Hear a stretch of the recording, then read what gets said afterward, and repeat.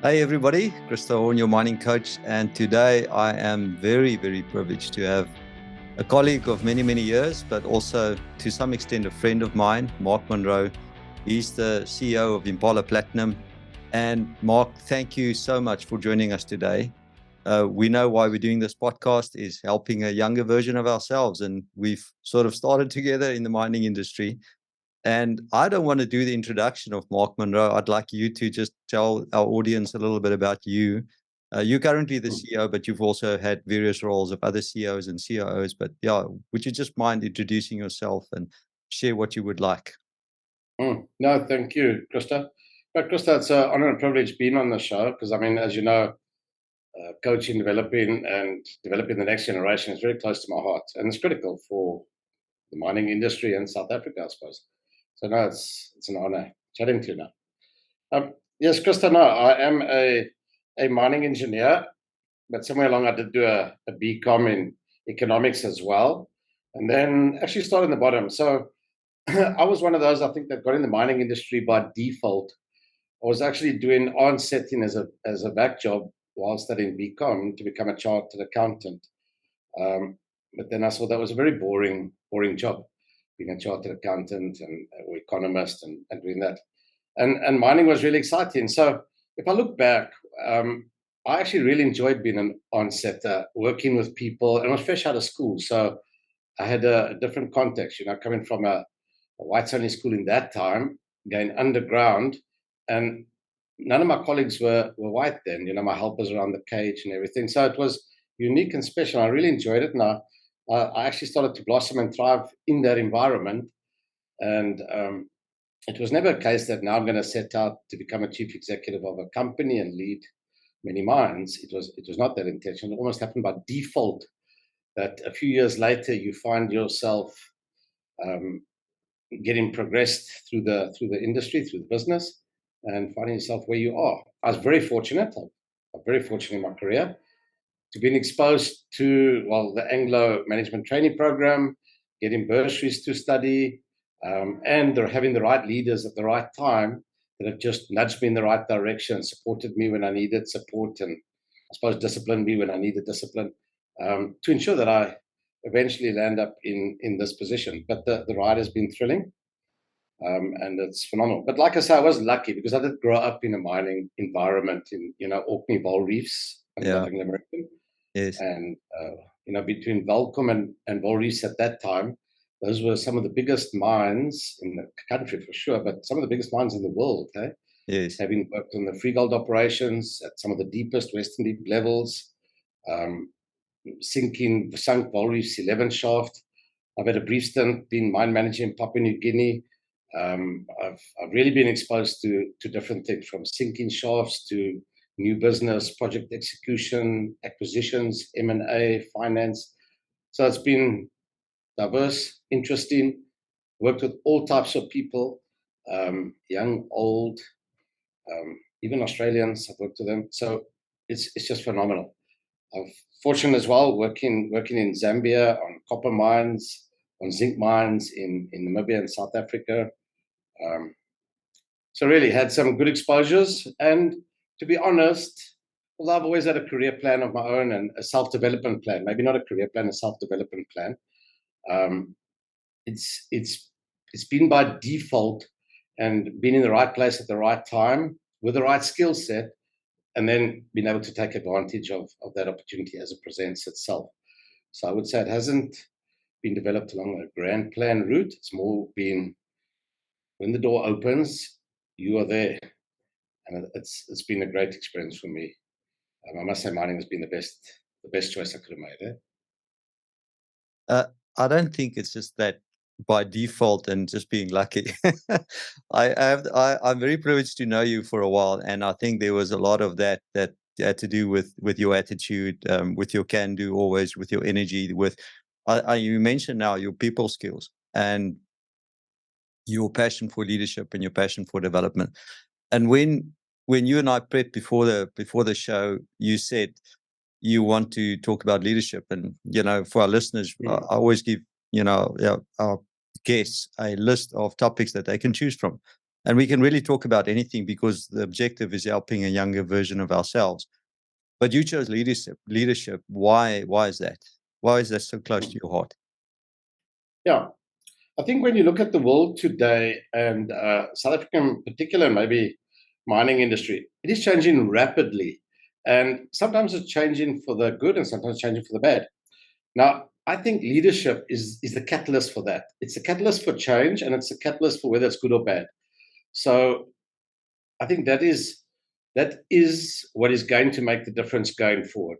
It's not so much on saying our future depends on technology, or our future depends on the economy, or our future depends on something else. No. It is the leadership that enables all those other things to create a better future. So I think that is critical. And then I think there are some misconceptions about leadership that we need to just put out there and say, let's understand better what is leadership, and then we see why it is the catalyst. It was interesting doing a walkabout here the other day. One of our new sort of learner finance people, as a graduate, is BCom, and he says to me, he's a new guy that we're developing and training and everything. He says to me, "Oh, it must be nice to be the CEO. You get to go home early and you play golf, and you've arrived somewhere." And I said, "What? What? I have the longest working hours in this company. It really takes effort, work, push." And I think naturally everyone thinks, if you're the boss, well, I'm doing the work and you sit in there getting the credit. And it might appear like that, but it's not like that. There's really a lot of diligent work involved, reading notes, looking at data, pushing, nudging people, guiding people, coaching people, encouraging people. It's very active. It's very passionate. It takes a lot of energy. I don't play golf. Unfortunately, there's no time to play golf. I do other things to keep a bit of balance, but it's not like that. And if you have that perception that you're going to arrive one day in this position, no, that is not leadership. You're looking after yourself to find a nice little passive, comfortable role. No. When you sign up for this, you actually sign up to do more than most, to put in the hard hours, the hard work, the behind the scenes, and try to do the opposite. Let the others take the credit as you go. So I think that we must just put leadership in context, especially when one looks at, maybe your political environment, maybe your government, things like this. There's this big perception that now you're the leader, now you got the good life. It's definitely not like that. It's in fact the opposite. So I think, to all the young listeners there, I think just remember, you have to keep working all the time. You don't arrive. If ever you arrived, you've missed the boat. You've missed it. You've missed the whole plot then. So then when it's the catalyst for change, and that then comes back to, so what is this leadership? I think in the world today, with these changing times, leadership in general has not been able to keep pace in terms of how dynamic it is, how robust it is to take on these challenges and then forge a way forward. Now, I think that's where we have to develop skill.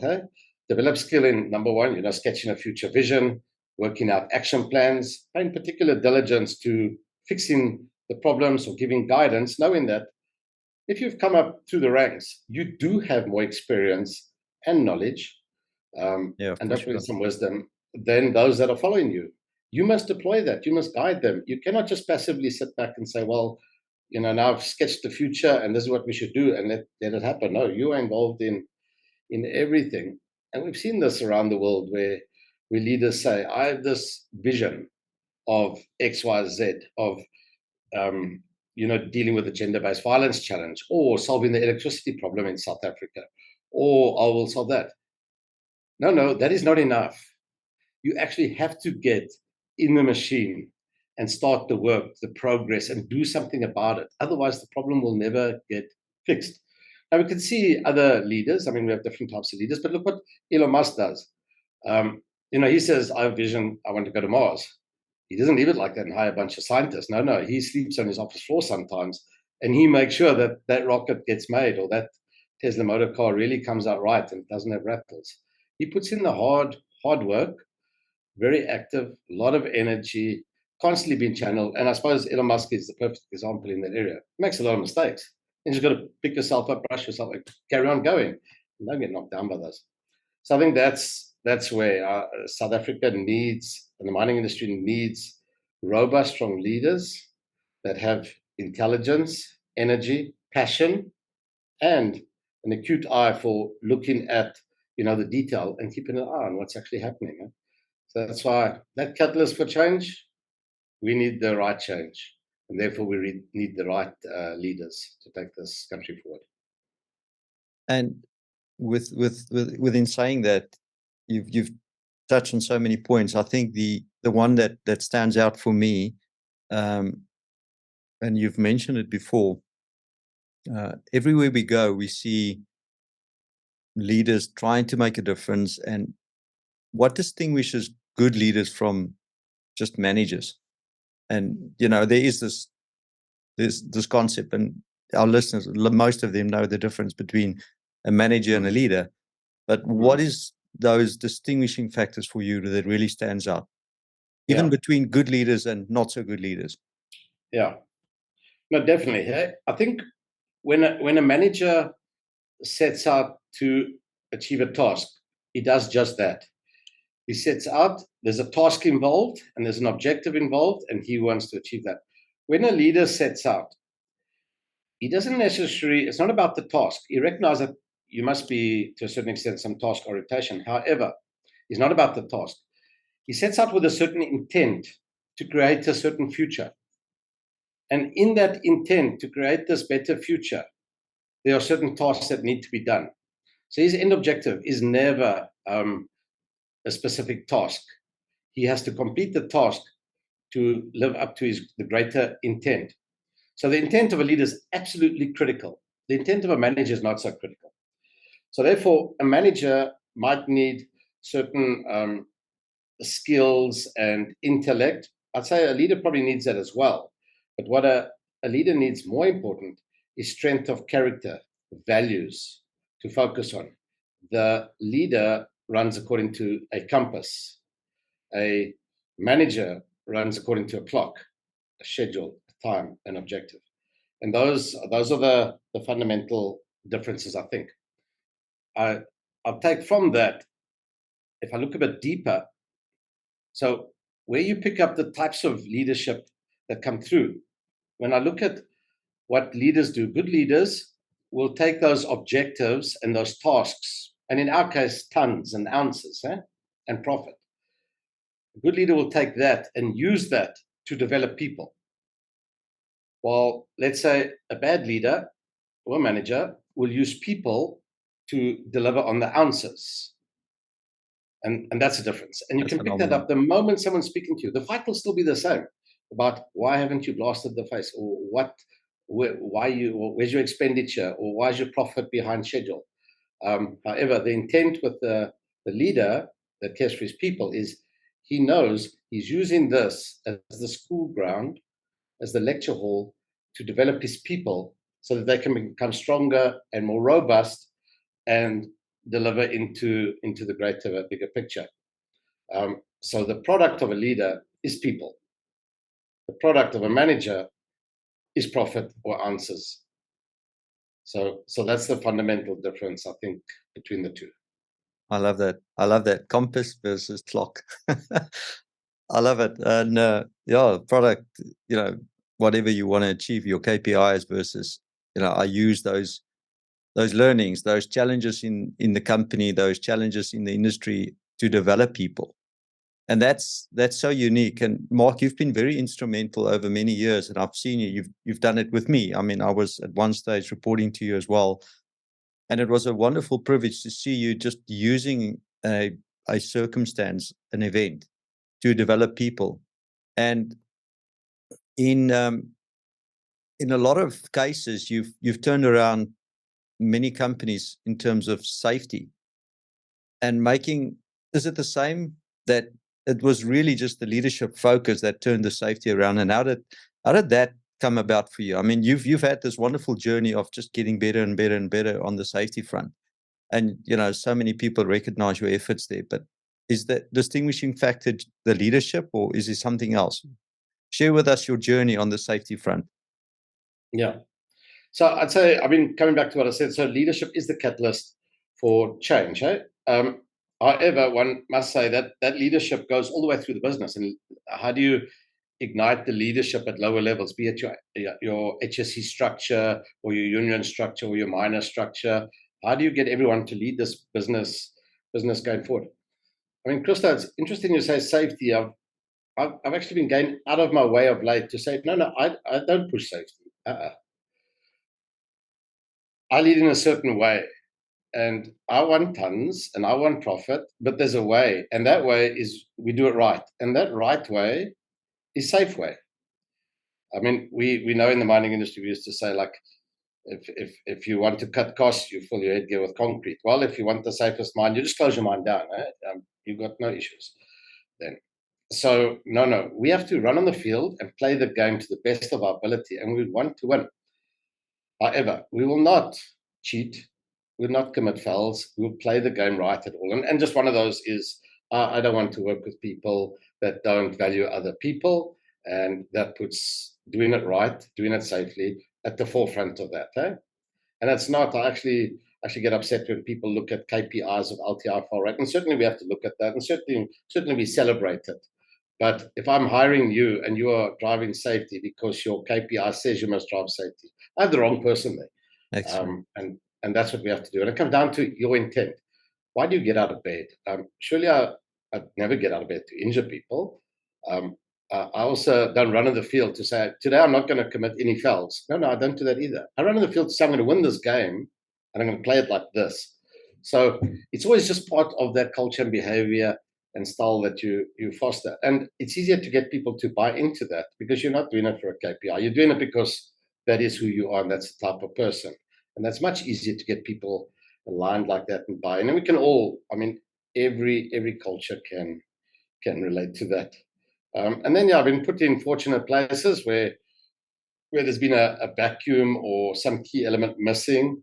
And I remember when in the gold mining, even when I was a Shabos and mine captain, doing safety. And again, I was exposed to some phenomenal people in this area, but becoming a general manager on a now very old mine, Blyfraitse gold mine, when I became general manager there. I mean, that was a good safety culture where people looked after each other.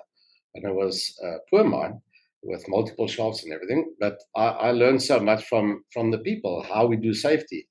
We didn't have the safety resources of some of our neighboring rich mines in terms of safety officers or programs or, special systems. Our safety system was Excel.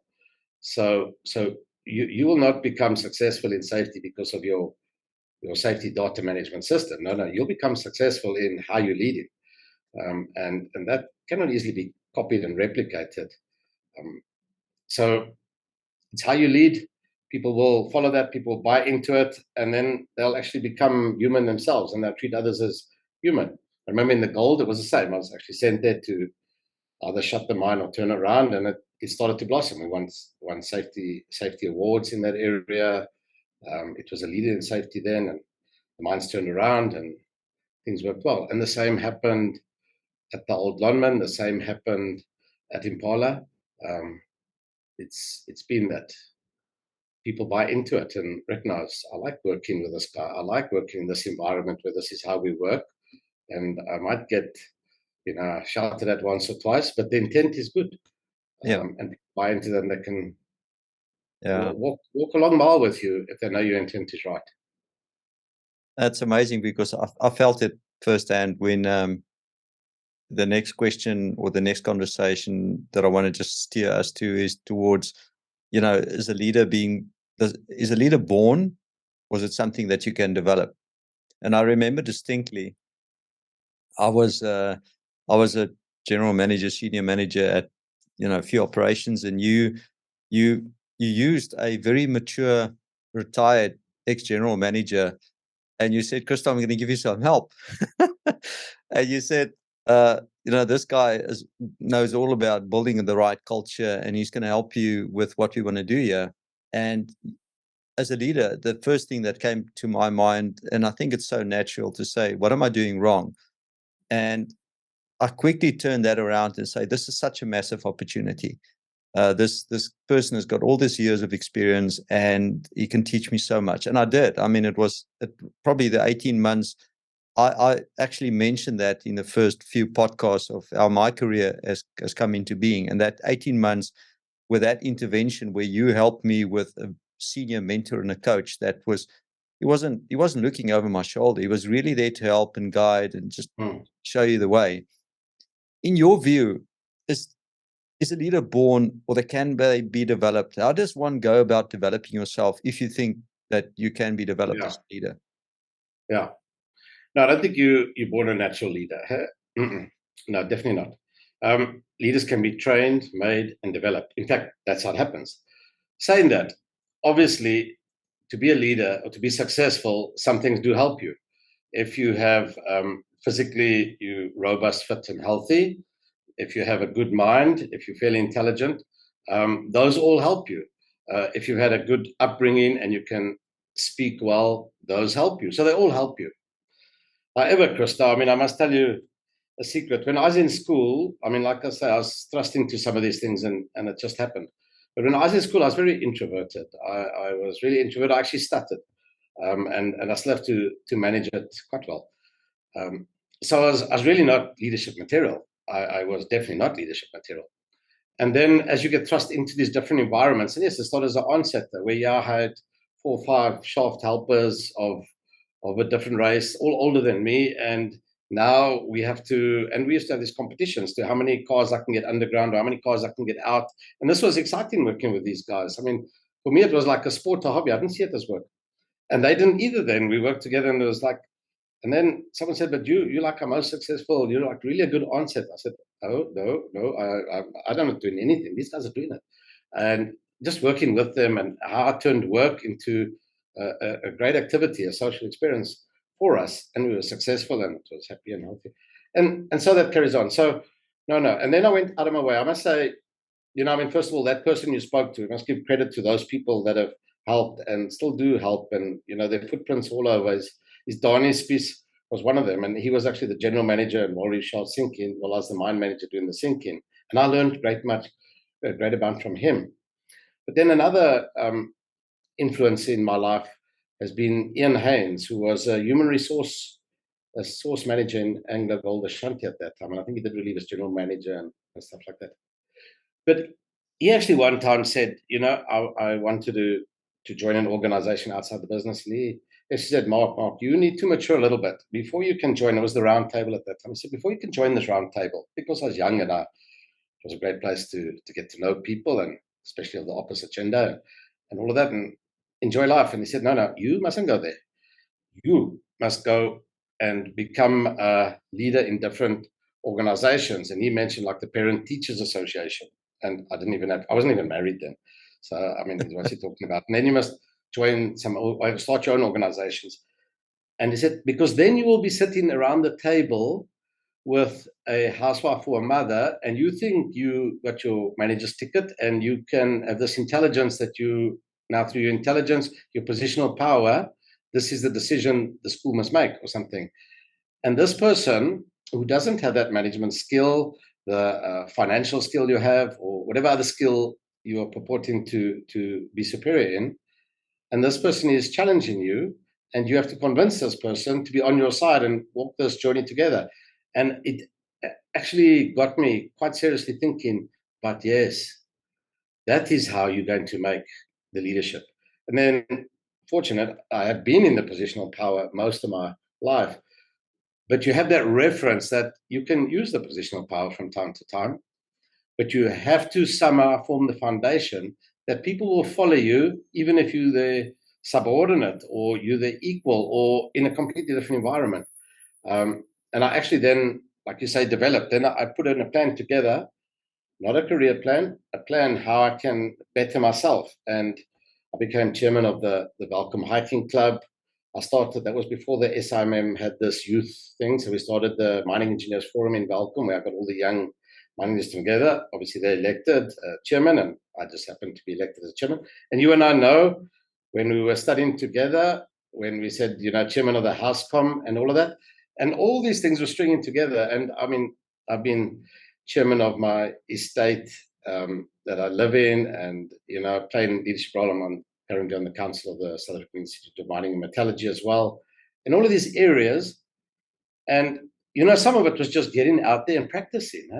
And so that's in how you work in these areas of leadership and force yourself in there.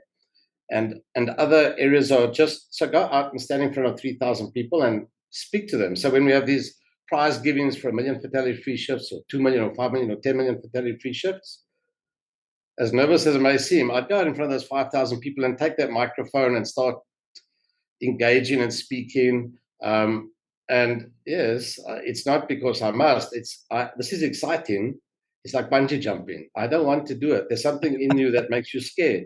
I get scared every time I present or speak, nervous, scared.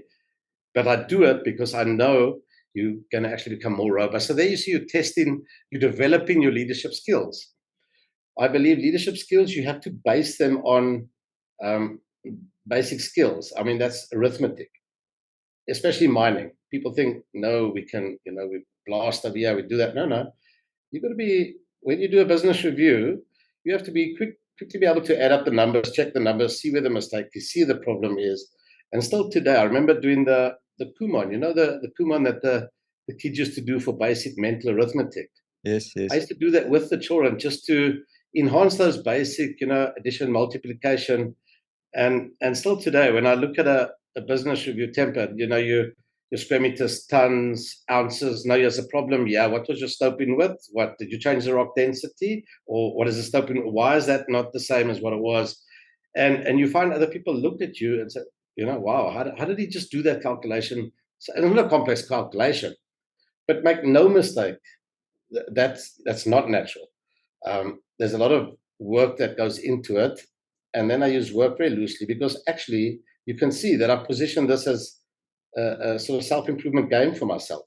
Yeah. Instead of doing crosswords, this is what you're actually doing just to, let's say, sharpen the sword, sharpen the axe, if you like.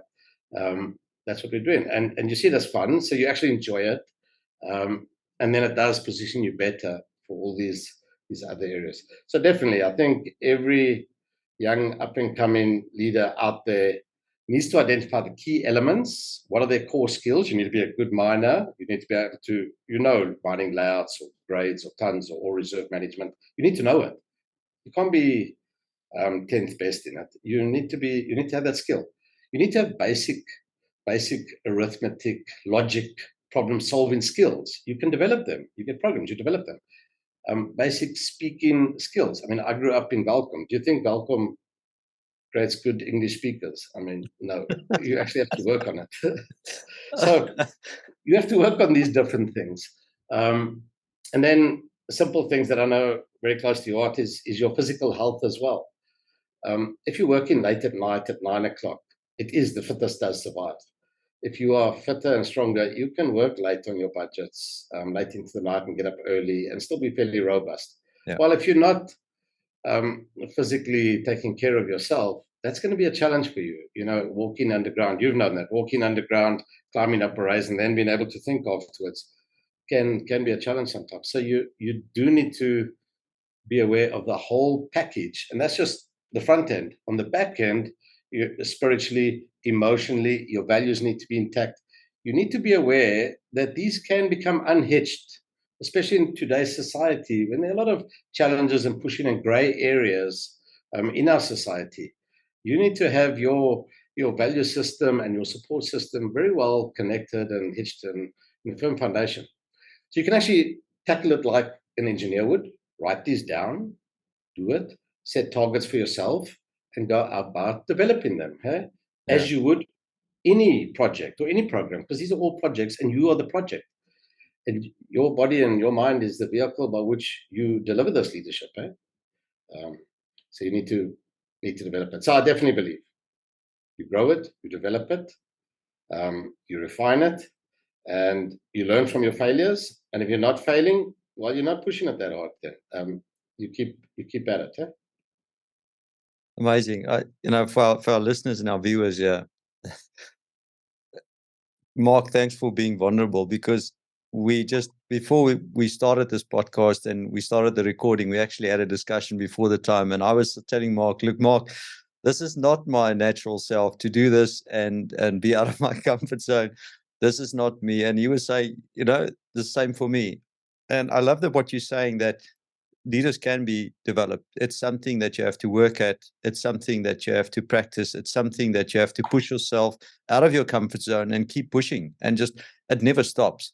And as a result, you see all of this growth, and you actually can speak to people. I always joke that my wife has taught me how to speak to people. I could never look them in the eyes. I couldn't read body language. I couldn't speak in front of people. I was very nervous always. And exactly what you're saying has just been my experience. That you just keep on pushing, keep on practicing, and that's how you grow. That's how you develop, and that's how you make leaders of leaders. And that's what you've been doing successfully over so many years, Mark. I want to just, and I think our time is running out, and you've got a busy diary as well. I just want to touch on, just share with us a few of your highlights, and if you want to, as well as lowlights, and what is the learning for you in your career. Doesn't matter what it is, on the business front, on the health and safety, sustainability, doesn't matter. Yeah. No, I think, the lowlights and highlights. I'll tackle the lowlights. I must say, in the industry, as long as I have been, every fatal is a lowlight. You challenge yourself on a fundamental level and say, why could this happen under my watch? Where did I fail? What could I have done differently? And even to the point of, no, I don't want to be in this area anymore. I cannot handle speaking to a mother, a wife afterwards. It gets into you. I mean, you speaking to that wife or mother of someone that's died under your care, and you apologizing, and sometimes they're extremely, no, thank you for everything you've done, and actually always they're thankful, they appreciate the support and what we've done, and then you feel so bad and so guilty that, no, you don't understand, I came to work to look after this guy, and now I have a fatal. So those are definitely something, those are things that are just not good, and it's areas where essentially I fail every time, and I have to learn, grow, regroup, pick the team up, move forward, and look towards hopefully breaking the new record in that area, or moving forward and learning out of that unfortunate incident. So those are lowlights that actually sit with you and pack up inside you all the time. And the other challenging environments, as our business cycles, unfortunately, we do have to close mines, and that's sometimes Section 189s. And I can remember my first Section 189, when I had to shut the shaft and retrench people, and it's not to reduce 1,000 people. It's not a number. When you see the wife, the baby, the family that had a vision of going to school, or kids going to varsity next year, and you are taking that away. And you always do question again, now, could I have done it different? How can I do it different to avoid this scenario? So those are very, very difficult times in one's life and career, and they sit with you. But I must say there have been more highlights. But to be honest, I think I touched on some of the highlights in the beginning, when I really, really enjoyed being an onsetter and being a miner. It was exciting. It was challenging. You can see your stope, you fix it, you make it nice, you get your team rallying around you, the bonus goes up, everyone's happy, you go for a few beers afterwards. That's fantastic. I mean, I still remember that vividly, and think, maybe I should have just stayed there. It would have been great. But no, I had other highlights. I mean, turnaround Blyfraid's a gold mine. That saved many, many jobs, from the brink of closure, total bankruptcy, turn the mine around, making money again, reinvesting. We actually started capital projects over there. Then, as it might be, I was sent to Blyfraid for other closures to turn around. And then actually when I joined Lonman at that time as well, I was put on the restructuring team, as you know. I think you and I joined about the same time. I was tasked, you're going to do this, or retrench, or do these things. And well, actually, we did have to right-size the business and move forward. But actually, there were very successful times after this, where we fundamentally changed the cost profile and production, and we won all the safety awards at one time. So we achieved great things over there, and that's extremely rewarding. And yeah, when I joined Impala, I joined a team Impala was the worst in safety 5 years ago. The share price was, I don't know, 17, 18 Rand a share. I was sent here to close mines if I can't turn them around. And fortunately, we were going to retrench, I think, 13,000 people over here. We didn't retrench them. Those mines are still open today. That 12, 1, 14 shaft that we're going to close, they're still open today. Those people are still employed. Those dreams of children going to university and all that. And we've given out, last year, I think we gave out the most bursaries ever. Now, Christo, you can imagine how rewarding that is, from This was not a great place. We're giving out bursaries, we tarring roads, we fixing water systems. We got learnerships. I think we got like 150 learnerships in our business. Those are graduates that we decided get them on board. Let us give them that 2 years. We don't need all those to be GMs. They can't be GMs. Yeah. But we developing them so that they can have careers, they can have skills.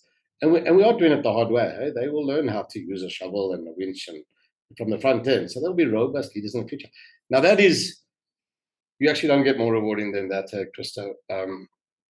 That is very satisfying. And I mean, my wife points it out to me. Yeah, if you went there, would it have looked like that? I said, I don't think so. She said, yeah, that was you, Mark. Just remember, you helped with that. It's not about that guy, that guy, and that guy. No, you actually sent there to do something different. And somehow, yes, there was a lot of backwinds that came and then price helped us, but there's a lot of that happened. Now that you sit back and no, that's actually a good feeling. And that's why I worked late and that's why I got up early to do just that. And it's immensely rewarding. Well, it's been a phenomenal conversation. I'm so energized, Mark. I just want to thank you. Thank you to our listeners for just listening in and watching on YouTube. If you're watching on YouTube, and Mark, any final words from you to a younger version of yourself? What would you tell a younger version of yourself, apart from everything else that you've said today? When I look back, and one thing when I say, would I have changed anything in my life? Would done something different? And yes, you've had fatals, you've done these things, you've had strikes and all these things. Would I change something? And say, no, Christo, you can't actually change something because then you're going to change who you are. And sometimes you are built on the difficult times. Sometimes you are built on those failures. And if you want to take out those failures and those difficult times where really it's not enjoyable, if you take those away, you will not be who you are. So remember, I think you must look at those failures and difficult times as actually that is the time you grow and learn, and then you get into it and do it. And just, keep improving yourself, keep working at it. And hopefully your new venture, the mining coach, will help make the industry a better industry and indeed the country a better country. Yeah. All the best for your new venture, Christo. Awesome. Thanks, Mark. It's been an absolute pleasure. Thank you so much for doing this, and thank you to our listeners. No, thank you.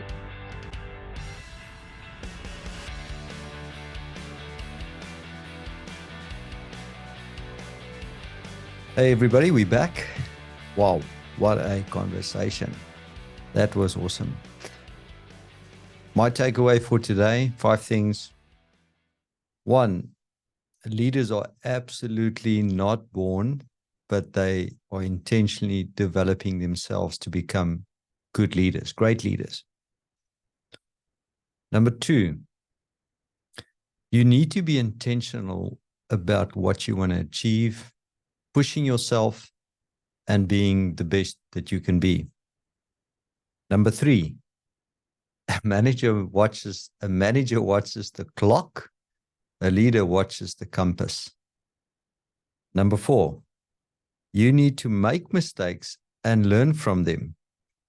We have to keep improving all the time, and we only do that by making mistakes and learning from them. Number 5, look after your physical and mental health so that you can have the endurance to do much more than other people. Work a longer day, have the endurance to be more successful, and have the balance in your life. Thank you very much for listening, everybody. Thank you for watching. You will find us on www.theminingcoach.com and the resources that you need to develop yourself and become the best version of yourself. Have an awesome day, and thank you for listening. Thank you for watching.